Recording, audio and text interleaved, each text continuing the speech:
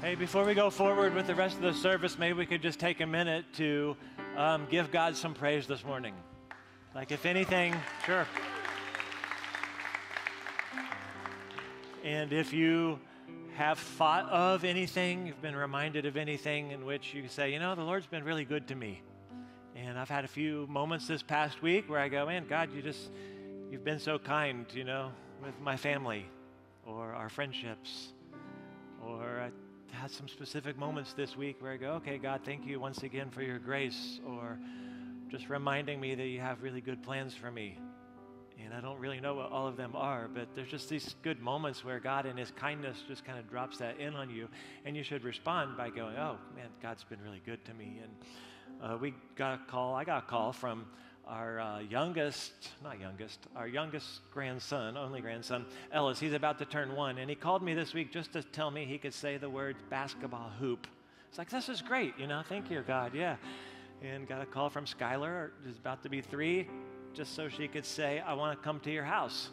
We're like, that's awesome, tell your parents, make it happen, let's go, you know. But I don't know if we could take just 10 seconds this morning and just where you are, just if the Lord has been good to you, could we just offer that up to him, and then I'll pray for us?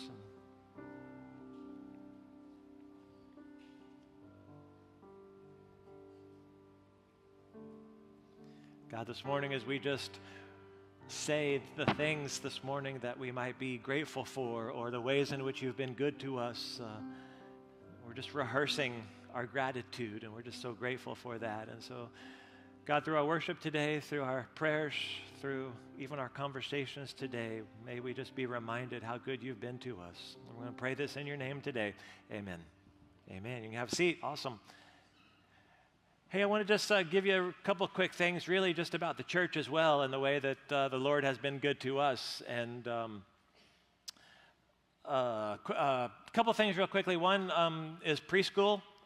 You know, we started this preschool last year. We really fast-tracked it and did it in basically a month. And we had 30 kids who were part of our preschool last year, and then I think it grew to 32 in this semester. And so 5 of those kids are graduating or moving away, so 27 re-enrolled. And then we've added 26 new students to the fall. So we literally doubled the size of our preschool, and I think there's room for a few more to jump in there, yeah.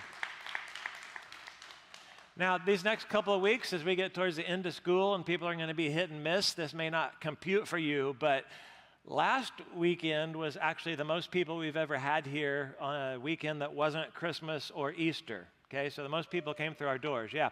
But I'm about to test how excited you are about this. We were like one strong Navy family away from having 350 kids back in our kids ministry last weekend. And so that's a lot of kids, and that's great to celebrate. I know Heidi would appreciate your celebration by signing up to serve. So that's one thing you could do back there. But it's just, you know, it's just been a lot of fun around here recently, and we just kind of celebrate, and, you know, God's been good to us in that regard. Some of you have noticed that we started we cleared it a long time ago, but we would start converting a grass lot back there into a parking lot so we can actually have more spots for people. And as you guys are inviting your friends and family to come, and it just makes a better welcoming environment for everybody back there. You may not know this, but for a couple of years now, most of our staff and a lot of people who serve, especially on this team up here or here all day long, have been parking off-site and then having to walk over. So it was kind of fun this morning for me at whatever time I got here, 5:45, to just be able to walk across the street. That was amazing. But what happened was we thought that thing was going to be finished by Easter. Obviously, it is not finished, and we're getting closer, but they ran into some problems, personal as well as work-related. And one of the issues, if you've been around for a while, you'll know that at one point we talked about building a building right back there, but come to find out that as we've cleared it and done a little bit more work on parking, it continues to sink. So we're throwing dirt on it, and I think we got it figured out now. So it would have been a bad place to put a building, by the way. But it's going to be great for parking, and when it's all done, we'll have new entrance and exit, and we'll be able to park about 500 cars here on the property, which would be great. And so we're really kind of taking a step forward because we know that eventually we got to make space for more of everything around here. So that won't be a surprise to you when that happens in the future. But let me just offer it to you as a moment of generosity, because some of you really get excited about things like parking and others of you don't really care. But what started out as about 100,000 plus projects are going to turn into about 150. Now, the great thing is that you all have given for a long time well, so we have that money and we're able to do it. But it's a little unexpected. And so my challenge would not be just somebody to kind of cover the price of the increase and all that. It was just encourage you to maybe consider, if you're generous around here and you practice giving, maybe it's just a good reminder to go towards recurring giving. And because when you do recurring giving, we kind of have an idea of what to expect, and it's a little bit easier to plan around here. So I made it real easy on you today, because if you utilize the device on the back of your chair, if you tap it with your phone, it's going to take you directly to generosity. So I wanted to eliminate any confusion for you. Awesome. Shall we go forward and finish seXed? Who's excited about that? Okay, exciting. Well, this past week after Mother's Day, I got so many texts. Chris got a lot of messages, a lot of people just saying thank you. And you've always been so encouraging to her every time she comes out here. And so maybe in another 10 months, we'll talk about doing it again, but let's give her some time to rest. But let me just say, actually, thank you to y'all, for the way that you guys have been throughout the last several weeks, either just saying, hey, this has been so helpful, or thank you for stepping into this. But I know that while a lot of us are really excited about the fact that we've stepped into it, there's a whole lot of others of us who, it's been painful for a lot of us. And so all I asked you for the first week or so was, hey, could we just kind of sit in it, and could we kind of sit under it, and then just maybe see what God might do? And so you guys have done that, and so let me just say thank you. And so thank you for not shying away from the conversation, and I hope that we're on the path to healing. So we'll throw out the kids' warning one more time. This is really middle school and above, and so if you got a kid here, run to the back, because we've come to the climax of the series in Psalm chapter 32. I told some of you to pay attention. It's my one joke of the day. Come on, here we go. Psalm 32 is where we're going to be today. I've been holding on to that one since yesterday. I was like, I got to do that. So here we go, Psalm chapter 32. So I heard about a pastor by the name of Jean LaRue, and Jean LaRue went to visit a sex addiction group, and the evening he was there, someone stands up to share their story, and they always introduce themselves, and they start to kind of tell you what the experience was from the past week. And he starts in by saying, okay, listen, last week I was on my way home from work, and I passed a strip club, and I wanted to go in. And when he said that, a number of people in the room just raised their hands. And he thought, well, that's kind of weird, what disruptive, why are you guys trying to ask questions in the middle of this man's talk? And so, the guy just kind of continues on and say, hey, listen, I parked in the parking lot, and then I actually walked inside. And again, a number of people just kind of raised their hand while he's telling the story. And then he said, he kind of recounted some of the things, number of decisions he made that particular evening, and again, a number of people raised their hands. And then he said, afterwards I walked out to my car and feeling guilt and shame, and I was sure that God couldn't love me. And at that point, every single person in the room actually raised their hand, and except John, okay? And so when it's all over, he's talking to the director going, listen, what's going on? This guy's up here just pouring his heart out, and people are raising their hands. What's happening? And the director says, well, listen, we only have one rule around here, and the rule is that we do not struggle alone. And so if you're actually in the room and you're listening to someone share their story, and you have struggled with something like that too, then you just have to raise your hand. And it's a way to say, hey, we're all in this together. And so I really think that I've seen it over the last couple of years that we're really kind of becoming those kind of people. I think we're becoming that kind of church, no matter what the issue, but especially regarding, what we're talking about in this series, that maybe we could just see a room full of people today with raised hands and not pointed fingers. That's really the goal in the end. Because we're going to show you a story here in a little bit that, most of the stories we show around here do, but I think this one just requires a little bit extra courage for them to tell. But I do think in the end it's going to be so very helpful for a lot of us. And, we tend to, at the end of, every baptism, we'll tend to applause.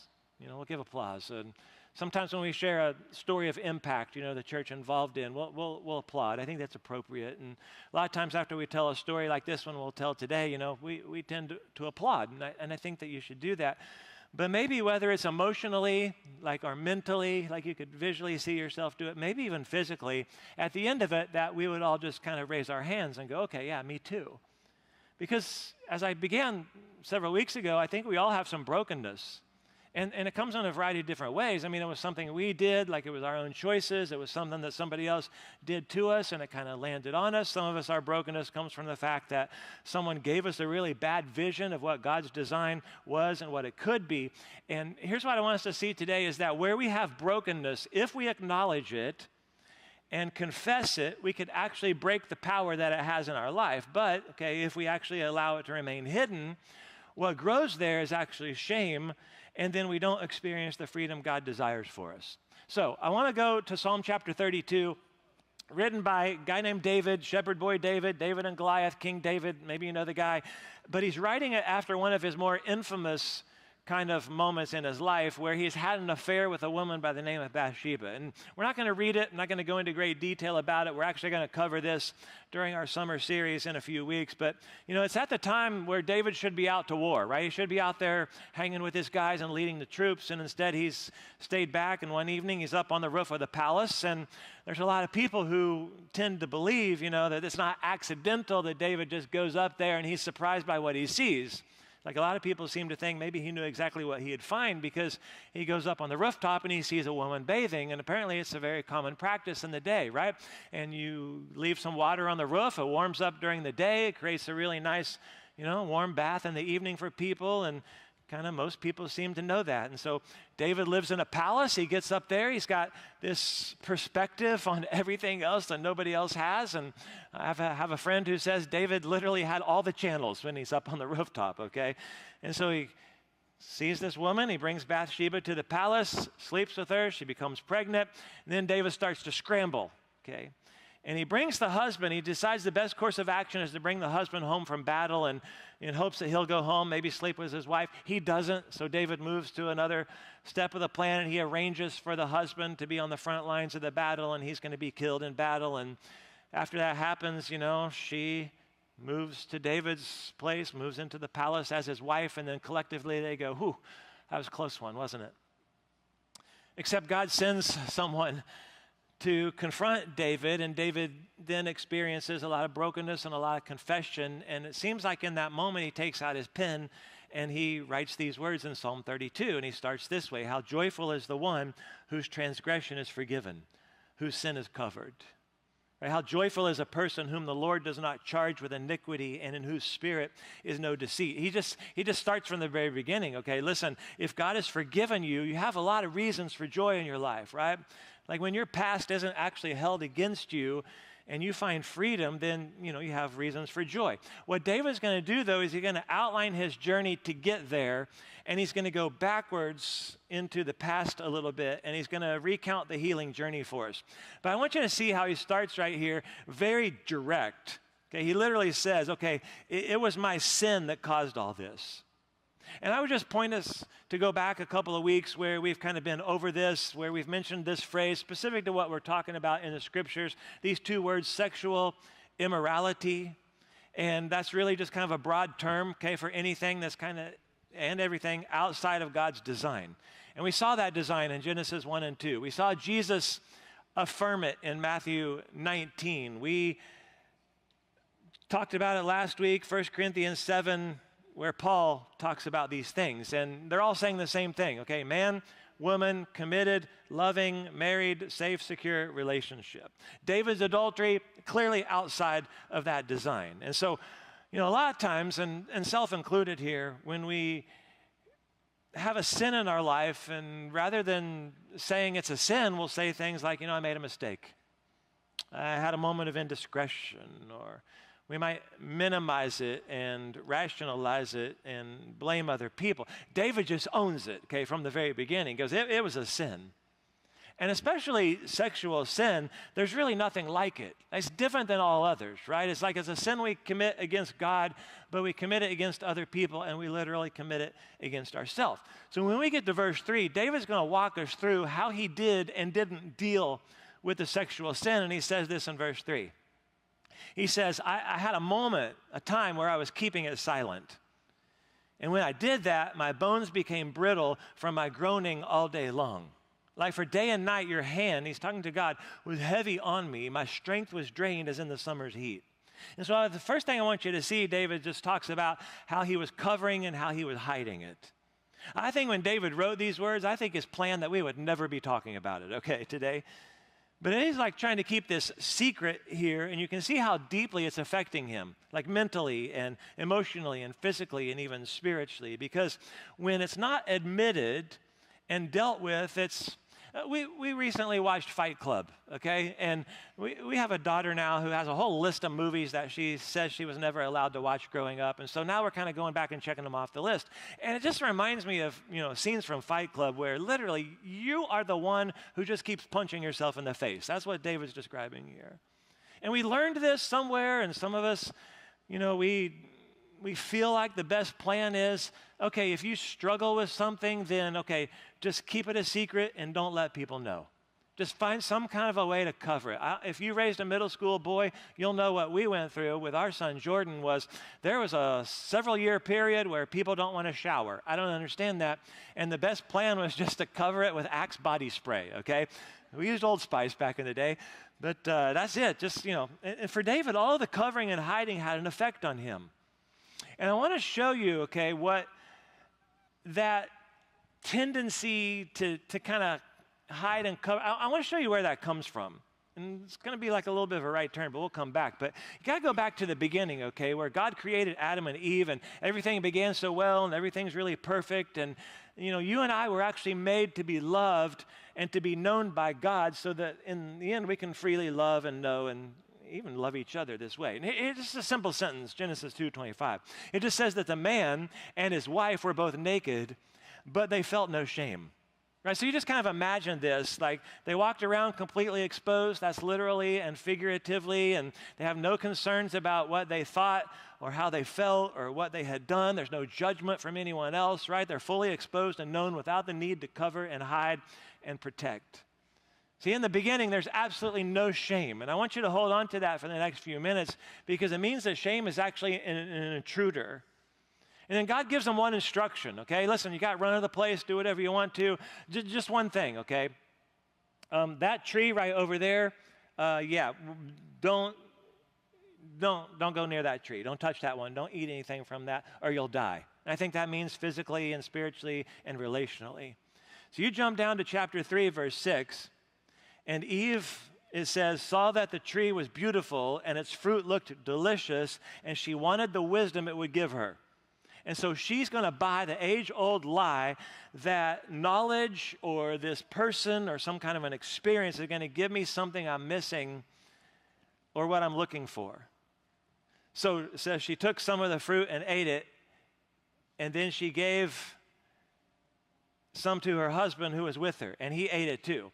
At that moment, their eyes were opened, and they suddenly felt shame at their nakedness. So they sewed fig leaves together to cover themselves. So I want you to see what's happening. Eve is deceived. She takes some. She hands it to Adam, who's standing there and doesn't intervene, and he does the same thing. Okay, it reminds me of a satirical article, I guess you would say, that I saw probably 2 years ago. I want to show you what the cover of it looks like. Here's the headline right here. Study finds 100% of men would eat any fruit given to them by a naked woman. Okay. And so it says, so they also conducted a study showing that 100% of women can be tricked by a talking snake. So they kind of, everybody's got a fault here, all right? And then it just kind of all falls apart, okay? And I want you to notice that we're only 7 verses removed from there was no shame until we just read they felt shame. And suddenly their eyes are opened and things don't feel right. And it's new and it's uncomfortable. And so everybody grab a leaf and cover yourself. That's the plan. Verse 8, the cool evening breezes are blowing. The man and his wife heard the Lord walking in the garden, so they hid from the Lord among the trees. And then God called to the man, where are you? And he, Adam, replied, I heard you walking in the garden, so I hid. I was afraid because I was naked. And so rather than turning to God, okay, they covered up with the leaves and then they hid too. And it's exactly what David just described to us. And it's what you and I have the tendency to do. See, shame always forces us to cover and then to hide. And we do it from God and then we do it from each other. And so when God comes around asking, hey, what happened here, y'all? You read the answer in 12. Adam replies, it was the woman you gave me who gave me the fruit, and then I ate it. And the Lord asked the woman, hey, what'd you do here? And she says, well, the serpent deceived me, and that's why I ate it. And so you see what's happening here, right? Adam passes off the blame and says, it's the woman. Let's not forget, you're the one who gave her to me. So he blames God for that one. Eve says, yeah, well, it was a serpent, and they're very tricky. And so instead of Adam jumping in and saying, I don't really know what happened, to be honest with you. Like, I should have stepped in. I knew this was wrong. I just froze. Instead of Eve going, oh, okay, well, let me just be honest and say, you know what, I knew that wasn't right, but I was looking for this, or I thought it would bring me. The result of covering and hiding is that there's always distance between people and God, and then there's a growing separation between us and other people. It's important to understand the difference between guilt and shame, though. Right? Guilt can be a very positive thing in our life, right? You do something wrong, you get that kind of uneasy feeling. You're like, okay, I know that was wrong, that was bad. The guilt is actually there to let you know that something is wrong and that you actually need to make a change. I mean, maybe at some point in the last couple of weeks, whether it's something we're talking about or the scriptures or God's kind of been speaking to you and you go, okay, that you feel some conviction. That's guilt, and that's okay. Guilt, becomes harmful when rather than choosing to make a correction or to come clean, we actually choose to cover and hide, and then that's where shame grows. And shame grows, and then it feeds off of lies and insecurities that we carry. So maybe think about it this way, okay? Guilt will mostly be about the things that we have done, and then shame will mostly be about who we are. Okay, I feel guilty because I did something wrong. I lied to my mom. But I feel shame because I'm not the person that my mom wanted me to be. See the difference? There's a certain fear, by the way, that always gets attached to shame. Brene Brown, researcher at the University of Houston, Google a TED Talk, it'd be amazing, spent 10 years studying vulnerability and authenticity and shame. She says this, shame is really easily understood as the fear of disconnection. And here's the question. Is there something about me that, if other people know it or see it, that I won't be worthy of connection? So what she's really saying is, shame comes with a question, and the question is, man, if people really knew me, would they still love me? And if they see me and what I've done or what's actually happened to me, then maybe they won't think of me the way that I want them to think of me.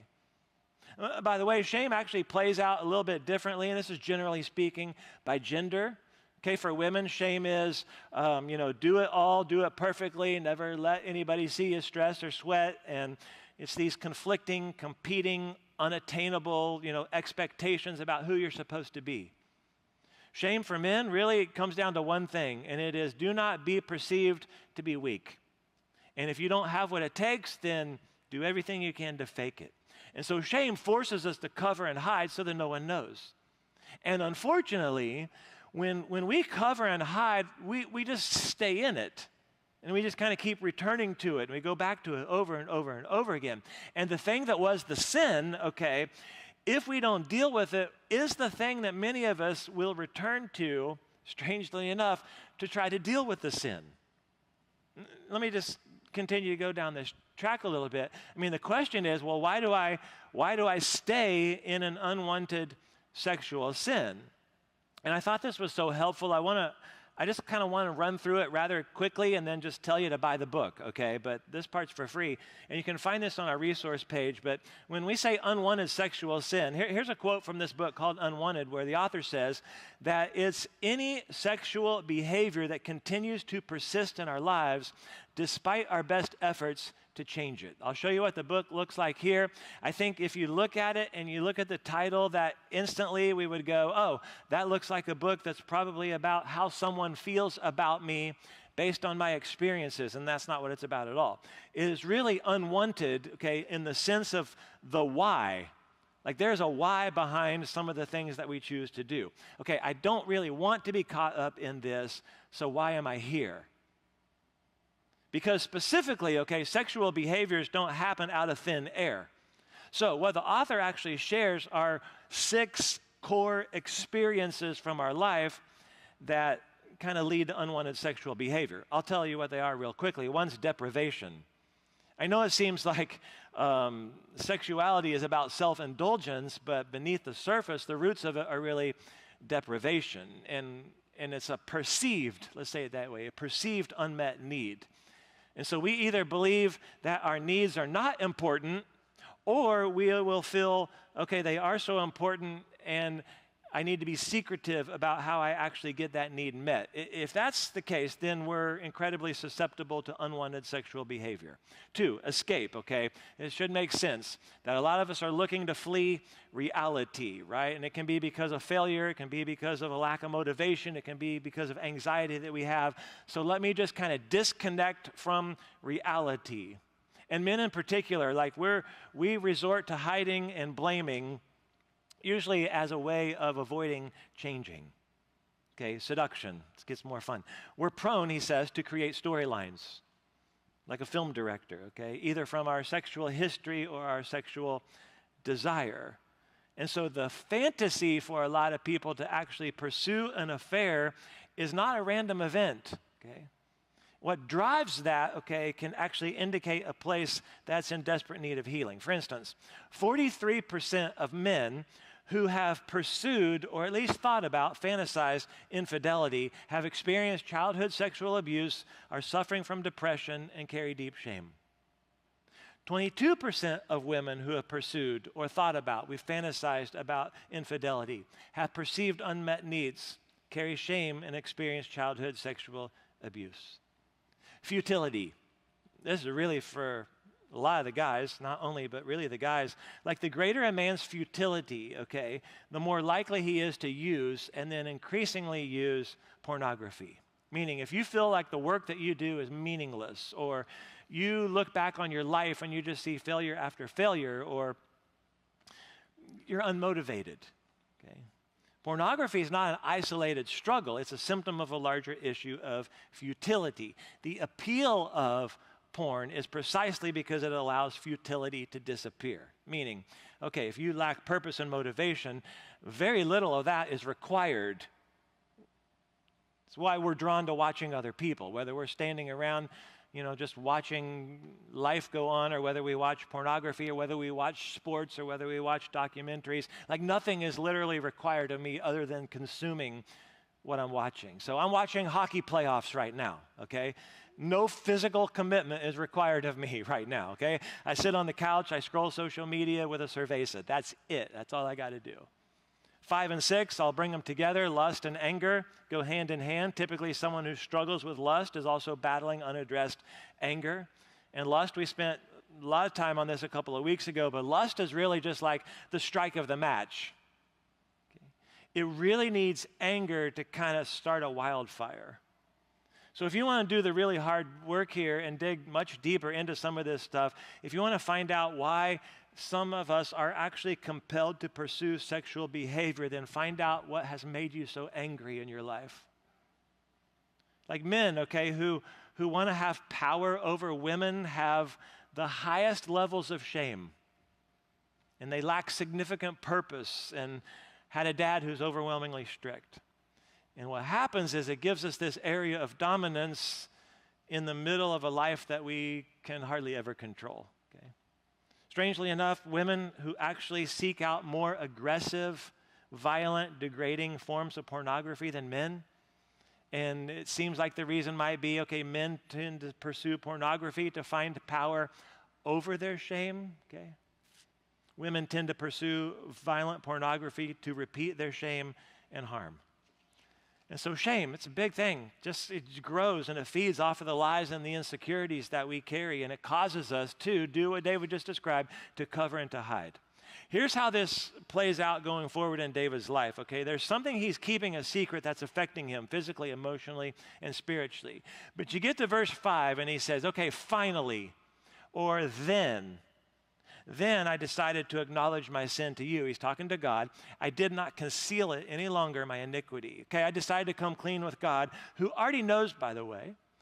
And I said, okay, I will confess my transgressions to the Lord. Whatever metaphor you want to use. I'm pulling off the covers. I'm peeling back the layers. I'm moving from covering and hiding and bringing it into the open. So now he's moving to, okay, confess and uncover. And I would say, like, the last couple of weeks or even just in the last couple of minutes, like if there's a thing that just kind of rises up inside of you and you know, when you think about this and you're like, man, that my deepest fears for that to be exposed, and well, your deepest fears are connected to your deepest shame. So it's growing kind of underneath our life, makes you feel like you're suffocating, and you know, we promised we would never tell. Listen, we break the hold of shame and fear by identifying it and then actually confessing it, literally uncovering it. And some of us don't realize that we've had shame in our life because it's just been hiding for so long. And we could spend a lot of time on these two questions. I'm just going to throw them in there and let God do what he wants to do with them. But maybe the fastest way to figure out where you have shame in your life is to answer, what have I done that I hope nobody ever finds out about? And what did someone do to me that I'm afraid for anyone to know?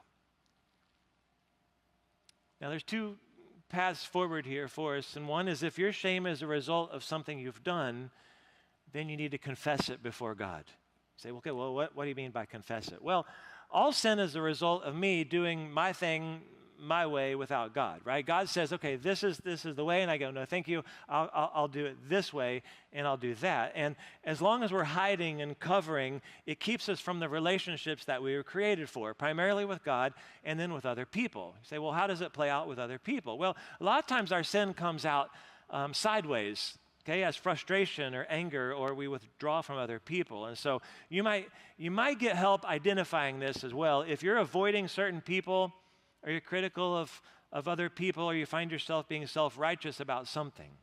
So that's the thing. If it's my sin, then I confess. There's certainly others of us who have deep shame in our lives that's not the result of something we did necessarily, it's something that was done to us. And the path I want to suggest forward is very much the same for all of us. Like, one of my favorite authors is a priest named Brennan Manning, passed away several years ago, struggled through his own issues with alcoholism, okay? He wrote a final book before he passed away, and probably one of the most profound quotes of his, I'll just read it for you. He says, "My experience has shown me that I all too often tend to deny that which lies behind, but as I still believe, that which is denied cannot be healed." So let me put it into a phrase that I'm pretty sure I've used here before, but it might give you some good handles to walk out of here with today. Just, 6 words. And here's kind of the takeaway today. That there's no healing in hiding. Okay, there's no healing in hiding. Like, as long as we continue to cover it and to hide it, whether our sin or the shame caused by others, we can never actually move on towards healing and freedom. Like, God cannot transform the person that we're pretending to be.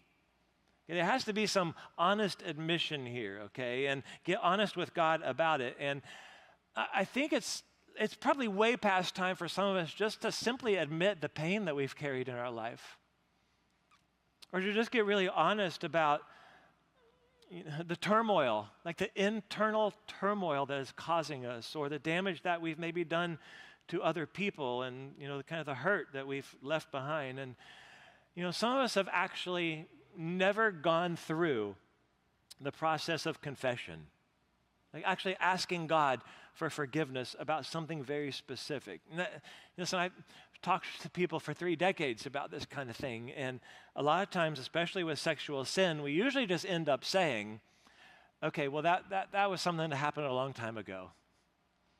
Or, everything's actually turned out okay in the end here. Or what's the point of actually going back now? Well, the point of going back now is without confession and uncovering, we won't actually allow God to forgive and then heal.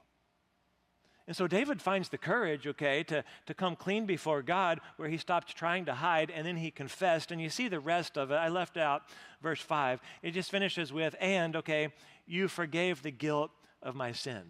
Okay, he's walked through the progression of hiding and covering to confessing and uncovering to now finding forgiveness and freedom. A number of times right here in the few short sentences, David talks about God's forgiveness. Let me just take you back to where I started, verse 1 and 2. Listen, he says, how joyful is the one whose transgression is forgiven, whose sin is covered. Okay, he's talking about 2 special things right there. One, he's talking about lifting a heavy burden and having someone carry it away for you. Hey, you actually don't got this, okay, so give it up. And then he says his sin is covered, okay, meaning it's completely removed from sight. Like it's not a check mark next to it. It's not a line through it. Like it's completely deleted. And then he goes on, how joyful is a person whom the Lord does not charge with iniquity, whose spirit, okay, there's no deceit. In other words, you're not going to be charged for this one, or it's not going to be counted or actually held against you here. Like what a cool call that is. I don't know if anybody's ever got it, where someone just calls you and goes, hey, listen, I just want you to know that you owe a lot. We both know that, but you know what? We're not going to be collecting anymore. I don't know if you ever got a call like that, but literally that's like God's call to you. Hey, listen, we both know it, okay? You owe a lot right here, but I'm here to tell you the good news is we're not going to be collecting anymore, okay? And David's able to roll all this out. I mean, in verse 5, we just read it, you forgave the guilt of my sin. And I want you to pay really close attention to this right here. He says, okay, God forgives the sin, yes, but he also forgives the guilt. I'm just kind of taking some notes about this week and thinking about it and rereading through some of this, and I was like, I actually had some excitement that some of us could actually see, okay, that not only can you be forgiven, but the guilt that we sometimes carry around and that we actually sometimes use to punish ourselves with could actually be removed, okay, when we go through confession and uncovering. See, I don't know how this happens. I sure hope we haven't contributed to any of it, but there's a lot of us who we start walking with Jesus and we have heard or we think that, okay, Jesus paid for the sins, okay, and I got it and I'm all in on that one, but somehow going forward and in some way I want a payment plan. Like afterward, I got to be the one to deal with my sins. It's like, okay, yes, Jesus gave me a one-time clean bill of health, right? And we were even baptized, but for some reason, we got this idea that after that, it's up to me to actually do the rest. It doesn't work that way. It does not work that way. The mending, okay, if we want to call it the fixing, the healing, is never up to you. Like, it's never up to me. The only thing that's up to me and you is to actually take it and bring it into the light. The uncovering, okay, that's up to me. The being honest about it is up to me. But the work of forgiveness and transformation and restoration can only be done by God. And so I want you to sit through this story today and, again, just required a tremendous amount of courage to tell. I do think in the end it's going to be very, very helpful for a lot of us. So check this out. Hi, I'm Kevin. This is my wife, Heidi, and this is our story. December 1st, 2022, we were laying in bed looking at Kevin's phone, and we had been talking about taking our teenage kids on a missions trip. And so I had sent Kevin a link to a site concerning some foreign missions trip. And we were looking at his phone and talking about it, and throughout the conversation, somehow the phone ended up in my hand, and I minimized the tab while we were talking and swiped away, and there was revealed to me some pornography. The guilt and the shame was horrific. I didn't handle it well. I felt like in that moment, I didn't know who I was married to, and I just said, leave, you have to leave now. My reaction was really profound. Like, I did not have grace for Kevin at the moment of discovery, and I was confused, angry. It was a very low point in my life, and why that experience, I think, was so profound, or why I know it was so profound, is because when we were first married, it was a small wedding. He had just started a position with a federal agency, and we got married before we moved across the state for him to take the job. The next day, we were loading things into a moving truck, and Kevin's phone was sitting on the kitchen counter, and he was taking some boxes out to the moving truck, and his phone was ringing, and I'm really not the type to pick up somebody's phone, but just something told me to pick it up, and I did, and on the other end of the phone was a young lady. I arrived to our relationship with a lot of sexual brokenness, with a lot of shame, with a lot of pain from my past, from my childhood, from my military trauma that I had never dealt with. And so I was using pornography and lustful behavior, promiscuity to deal with that pain. So through that pain, I thought getting engaged and getting married would heal my problems, my addiction, my lustful nature, and my interaction with women. It did not. And so at a bar one night, I met a lady and proceeded to be physical with her for the next few months, again, while Heidi and I were engaged. Kevin first denied it and then came to admit, yeah, he had been seeing somebody while he was away. We were in this crappy rent house, and I think like within the next day or two, he had his first mission trip out of town, and here I was left by myself. And that was so hard because I really felt even more betrayed by God in a lot of respects in that moment.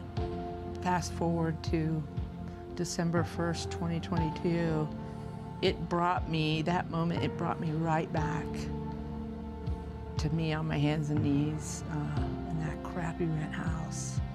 As confusing as it was, and how I didn't understand how I had, I felt like I had fasted and I had prayed, and like this was the guy that I prayed about, and I was always so confused.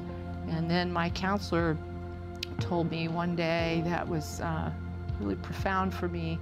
She said, Heidi, you did all that. Don't you think God had the power to stop it from happening, from stopping you from getting married, from revealing, don't you think God had the power to reveal it prior to you saying I do? And I said, yeah, of course. And she was like, maybe think about this as the journey that God has you on for a reason. And that was so freeing. My relationship with Jesus is completely transformed. And he's so present. And it's healing me at a different level. So after discovery and the months and years that followed, I knew I couldn't white knuckle this addiction, and I knew I had to find the root. And through lots of counseling and lots of groups, I found out that childhood trauma, military trauma, and a traumatic vehicle accident that I was in 2018, I had to come to grips and heal from those and release the shame that was consuming me from those instances. And then I could move forward in my recovery. And the way I see it, what I call it, is chasing after Jesus every day, making him the focus of everything I do. I feel like I've learned so much about this addiction through this trying time. And I look forward to sharing my story and helping others with their struggles in this area. And so, yeah, all those years of lying to you, my fear was you would leave me. But the truth is, getting it into the light only brought us closer.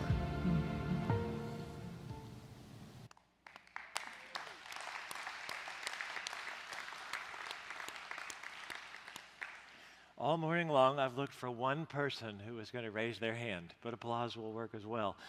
Right now, some of you need a group of people who you can travel through this with, okay, who have gone through the same thing and that you can trust, that you can learn from, that you can be accountable to. I told you in week number 1, we're gonna figure out a solution to do that. And so Kevin and Heidi are going to be leading 2 separate groups, a men's group and a women's group called Sexual Integrity 101. And so it can be any number of the things we've talked about the last few weeks, okay? You've heard a lot of their story there. There's increasingly larger and numbers of more people who contact me about pornography. And Kevin's usually my first call. And he's walked alongside many people in our church, and now Heidi is doing the same. And so I think, like, if you're looking for a place like that where you can explore that and learn about that, the device on the back of the chair will take you directly to groups right now, and all the groups. So we're getting ready to start all summer groups, and so, just tell somebody you're looking at Rooted if you want. That's fine. And but it'll take you to all the groups, Financial Peace, but also Sexual Integrity 101. So I want to wrap up today by just inviting you to prayer, okay? A group of, there's a story in Jesus' life, a group of religious people brought a woman to Jesus, and they had just happened to catch her in the act of adultery. And we don't have time to discuss that, but I assume that you do that the way they do it on the show Cheaters. You got to do some surveillance, okay? You got to set somebody up. But they catch her, and, the punishment by law is, you stone her to death. And so they're going to use her as a pawn. They're going to bring her to Jesus and offer a trick question. Jesus, what do you think we ought to do with this woman? We caught her in the act of adultery. And if he says, well, let her go, then, okay, well, he doesn't follow the law, and he's not doing what God says. If he, says stone her, then he's cold and heartless like everybody else, okay? So that's the question, and Jesus says, all right, listen, here's what we're going to do. The one of you standing in the circle who's without any sin, then you kind of take the first shot. You throw the first stone. And it just tells us that one by one, they all kind of started dropping their rocks, and they walked away until it's just Jesus standing here with this woman. And so, Jesus never brought things to the surface in a person's life to actually cause more harm and shame. He always brought those things to the surface so that he could actually heal people. And Jesus goes, okay, no one's here to condemn you. Okay, then I don't either. Which is amazing, because the one person of everyone who had the authority to maybe make a judgment says, okay, I'm not going to do that either. And so his tenderness and his compassion and his grace just like outshined everything else. But that's not the end of the encounter. He's like, oh, okay, listen, one more thing before you go, okay?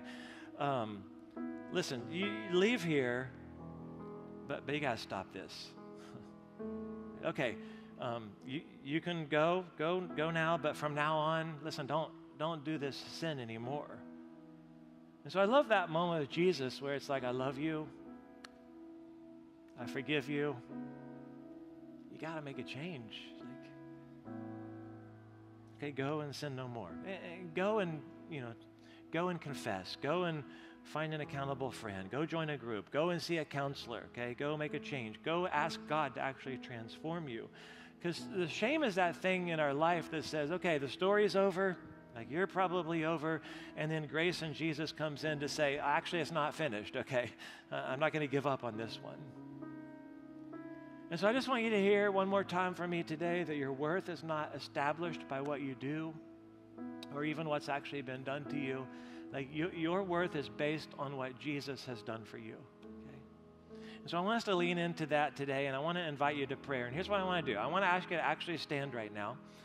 And we're going to close with our usual worship song, but before you're tempted to run out and beat people to wherever it is that we're going, I just want to invite you to prayer. And it may be standing where you are to do that, but I really want to encourage you to maybe come down. There's going to be several people down here to maybe come down and let someone actually pray with you, even as a form of confession. Okay, people have been doing this all morning. You don't have to tell your whole story. We're not looking to do counseling in this moment. It's literally someone came down at the end of the first service. I said, hey, what's your name? He told me his name. Hey, what do you want me to pray? It was one sentence. That was it. And it's just to have somebody else to do that with you, maybe as an act of confession, maybe just to open up and uncover and let somebody else in on the story. But I would just ask you to think today, like what is it in your life that actually needs to be healed? Like what is it that you probably keep dragging around and letting it affect your other relationships? It's causing conflict and tension inside of you, and it's actually creating distance with God. That's the thing that needs to be healed today. And you could try to ignore it. You could be the one person who thinks that those rules don't apply to you.